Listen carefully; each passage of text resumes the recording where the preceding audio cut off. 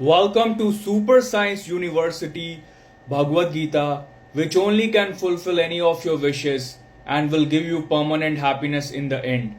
And it is the permanent solution to any of your problems, the highest, most prime, secret, and the only complete knowledge which is the source of everything and it answers every possible question.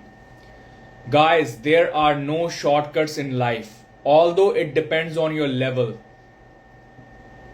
But Gita is all connected, and if you keep on moving, you will keep on opening its secrets. Opening easier doors will lead to opening difficult doors, and a genuine source only can answer everything, so that you are left with zero doubts. I have gone through all the Gita sources, and then I came to this conclusion that Yatharth Gita by Swami Argananand is the only genuine source of knowledge for Gita. Funny thing is that I don't agree. I had this doubt that I didn't agree with the author initially, but listening for the fifth time, I started understanding, and now I am continuously listening to it in a loop that I have forgotten to count. I may have listened to it 50 plus times, and every time I want to hear it more. But because of my nature, I keep on exploring for new sources because some parts of Gita are well explained by others, even if they make mistakes. I consider Einstein to be the most high IQ person, the most level of brain any scientist could have reached. But after this, there is experience of the soul. Did you know that Einstein even went through the Gita? The conclusions Einstein came after his deep research were already there in Gita. E is equals to mc square and everything else. But there are many other doubts that Einstein couldn't find out on his own. But Gita will answer everything.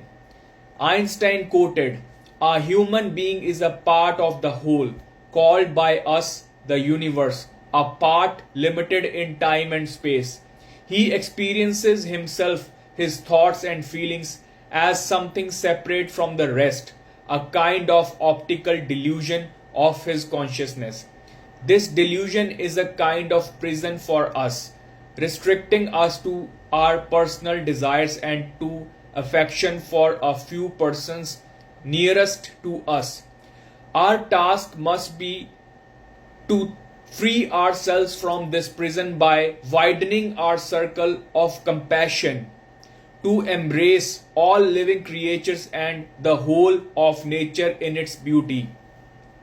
Nobody is able to achieve this completely, but the striving for such achievement is in itself a part of liberation and a foundation for inner security." It was in New York Post, 28th November 1972. But remember, there's no full education except Gita.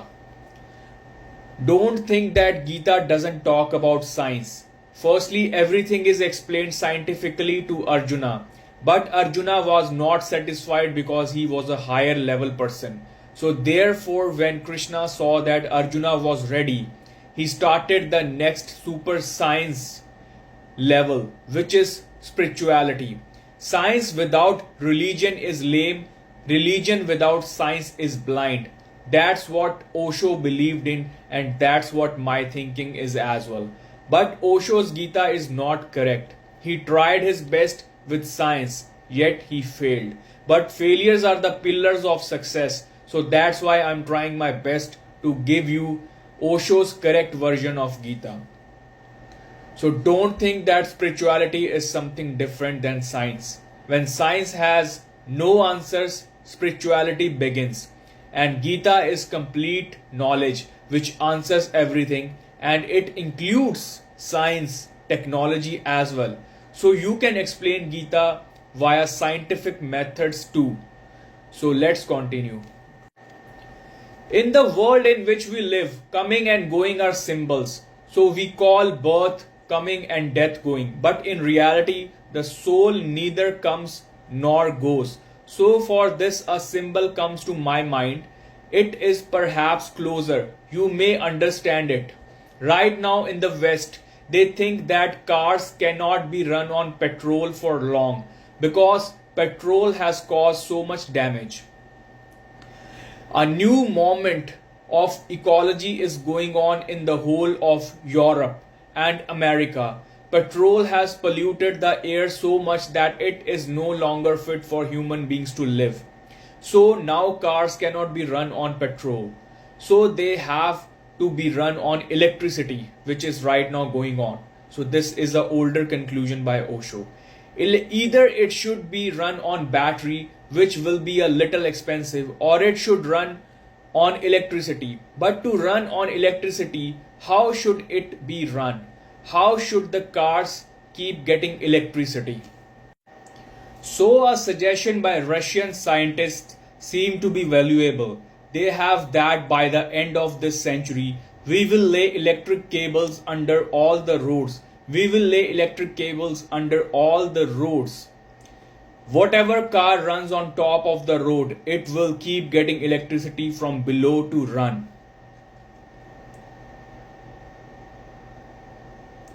Like you run a tram or streetcar, there is a wire above. It keeps getting electricity from it. The tram runs, electricity doesn't run. Electricity keeps coming from above. The tram keeps running from below. The further it moves, the more electricity it gets from there. Like a tram runs and electricity does not run. But the tram keeps getting electricity from above every movement. And when there is no electricity, the tram stops immediately. It runs on electricity, but electricity does not run. The tram runs. Similarly, the Russian scientists say that we will lay wires underneath and the car will keep running from above. As it runs, it will keep consuming electricity. The meter of the car will keep recording how much electricity it has consumed. You will keep collecting it, but it is not the electricity that will run. It is the car that will run. In the same way, the soul is pervasive element. It is everywhere. Only our subtle body keeps changing. Otherwise, there's no change. And wherever it goes, it keeps getting life from the soul. The day the subtle body disintegrates, the tram breaks down. The electricity remains in its place. The tram breaks down, the subtle body is lost. So when the subtle body is lost, the soul does not unite with God. The soul was always united with God. It seemed separate because of the wall of the subtle body. Now it does not seem separate. And slowly, with the increase of your level with the subtle body, you will be connected to God. So while living, you are connected and you will experience it the same way many highly spiritual people have experienced it. It's not after death. The concept of coming and going, of movement, is very crude and simple. It is very far-fetched, but there is no solution. What I am saying is that the soul is present everywhere, inside us as well as outside. Now electricity bulbs are burning here. A bulb of 100 watts is burning. One is of 50 watts, 120, and one of them is 5 watts. It's just like a firefly. The same electricity is flowing through all of them, and each one is taking that much electricity on the basis of its number of watts. This is a microphone. There is no bulb attached to it. This microphone is taking electricity for its own use. The radio is taking electricity for its own use. The fan is taking electricity for its own use. There is no difference in electricity. There is difference in the mechanism of the fan, in the mechanism of the microphone. Difference is in the mechanism of the bulb. So in this way, the same knowledge Gita is there, and everyone functions according to Gita, consciously or unconsciously, whether they are aware or whether they are not aware, and is able to grab the percentage of knowledge according to their levels. The job of a high level person is to uplift the lower ones to reach their level, because everyone is the same. Only difference is some are higher on the stairs and some are lower. Funny part is that